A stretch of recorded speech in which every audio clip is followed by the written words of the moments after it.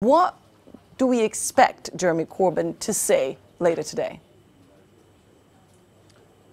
Good morning, Annalise. Well, this is the final day of Labour Party conference, and as is tradition, the leader will be making his speech.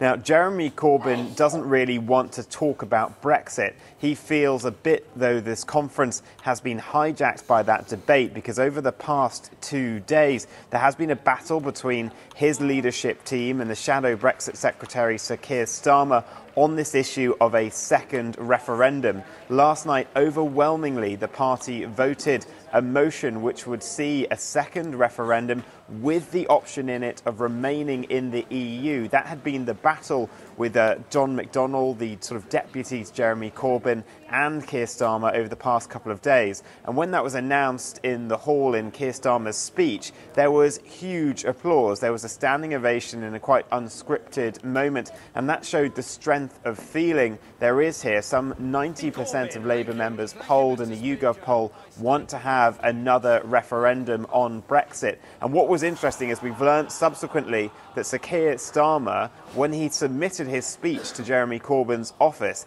it didn't have that section in. He kept it hidden from them, and he wanted to show Jeremy Corbyn just how strong the strength of feeling was on the issue of a second referendum. But Jeremy Corbyn today is going to be trying to reset the narrative a little bit. He wants to talk about the economy. He wants to talk about creating jobs and green energy, places for childcare to get mothers back into work. So he's very much going for an economic message because he wants to have a snap general election. He says if Theresa May can't get her Brexit plan through Parliament, he would rather have a snap general election. And this conference at times has felt very much like one just before a general election. There have been big policy announcements trying to offer a really radical alternative to the Conservatives in power. It seems as though the stakes keep getting higher in the UK and British politics. How is all this being viewed by British media?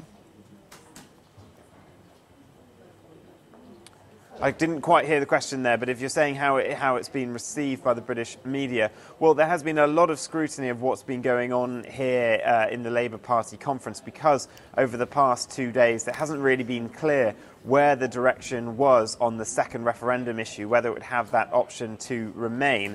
And now the Conservative Party have been putting their social media response into overdrive, saying that Labour are disrespecting the vote of the people in 2016 by having Remain as one of the options in a potential second referendum. There have been attacks like that in some of the right-wing press this morning.